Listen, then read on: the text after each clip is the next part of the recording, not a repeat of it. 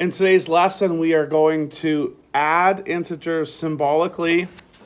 So when we add integers, we need to make sure that this is like, depending on the question, you need to make sure the signs in the middle are simplified into one. So if I just kind of skip ahead to the examples, you'll see that in some cases, like this one right here, there is only one sign in the middle. So good. So you don't have to do anything, okay?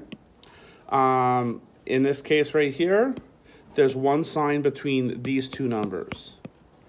But you'll see in another case like this, there's two signs between the numbers.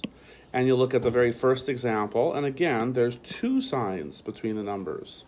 So when there's two signs between the numbers, the first thing you need to do is you need to simplify the two signs into one, all right? And there's no rule on here for that. We're going to do it together. So where am I going to do it? I don't know. I guess I'll do it like right here. So when the sign's in the middle, and this is, I'm just going to write signs in middle. I invite you to do the same. When the sign's in the middle, if they're both the same, then you combine them into one sign, and that sign will be a positive or a plus sign. If the signs are different, then the sign becomes a negative. Okay? And that's only when we are simplifying the signs in the middle if there's two signs in the middle. Okay? And as I illustrated just before we went through this, there'll be times when there's just one sign in the middle. In that case, you don't have to do this. But if there's two signs in the middle, you always have to simplify the two signs into one. And that's what you got to do first before you start fiddling around with figuring out what the numbers are. Okay? So, okay. Now, when we take a look at the numbers that we're either adding or like we're adding, but after we simplify those two signs into one, if those two numbers have the same signs, then the answer is found by adding the numbers and using the common signs. Let me give you an example of what I'm talking about here. So the first one's going to be pretty obvious. If you have like 2 plus 9, both of these numbers are positive.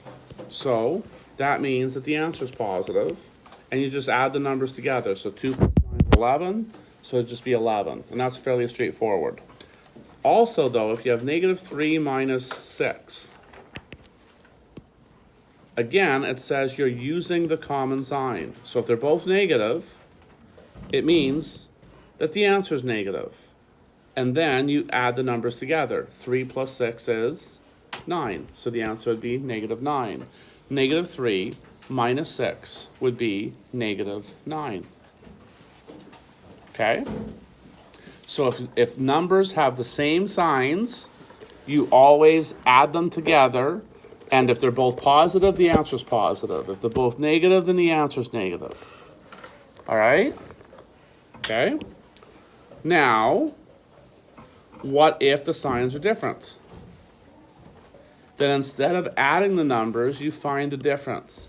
Now, find the difference is just a fancy way of saying that you're going to subtract the numbers. You're going to subtract the numbers, and you use the sign of the larger number. So we'll walk through a couple examples of what that could be.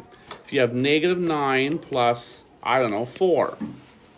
So first of all, we subtract the numbers. So 9 minus 4 is 5. And what's bigger, 9 or 4? 9, and 9's negative, so that means it's negative 5. Okay, so you always take the sign of the larger number. Another example could be,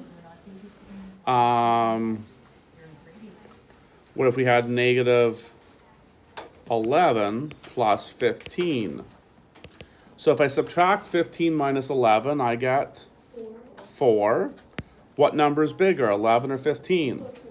15, and it's positive or negative? Positive, so the answer would be positive. Okay? So that's how we do this. So if the signs are the same, you add the numbers together, and you keep the common sign. If the signs are different, you subtract, and you take the sign of the larger number. All right? All right, so let's do some examples and see if we understand this. So the first one, and so the only work you have to show here is if there's two signs in the middle, you should simplify it into one, and then you can write your answer. So we should show that. So 8, 11, what does the sign in the middle become? Minus. And 8 minus 11 is what? Negative 3. Very well done. Done. Okay? All right. Next question. Here we go. Now here, the sign in the middle is simplified already. There's only one sign in the middle. So we could just go ahead and do this. Negative 9 plus 13 would be what? Plus 4. Very good. Now, if someone said 4, would they be wrong? No. If you omit the sign, you're not wrong on a positive number. On a negative number, you would be wrong. But because we're doing integers, it's good form to include the sign. Now, these next two questions are multi-step questions. So the first thing I'm going to do is I'm going to simplify any signs in the middle. So for the first question, the only signs that can be simplified are these ones, because this is already just one sign. So these two signs become a what? They become a negative. So we're going to write it as negative 3 minus 4 plus 4. Now, we should show our work by at least trying to do two numbers at a time. Don't do all three. Negative 3 minus 4 is what?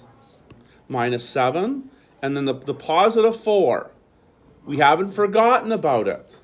But right now, we're just going to let it be a passenger. We're not going to do anything with it quite yet. We're going to do something with it right now. What's negative 7 plus 4? Minus 3. Very good. Okay? And this is the amount of work I would expect to see if this was, say, a question that could be on your quiz. Okay? So simplify the signs in the middle first. Then do two of the numbers. And then do the last question and you're done.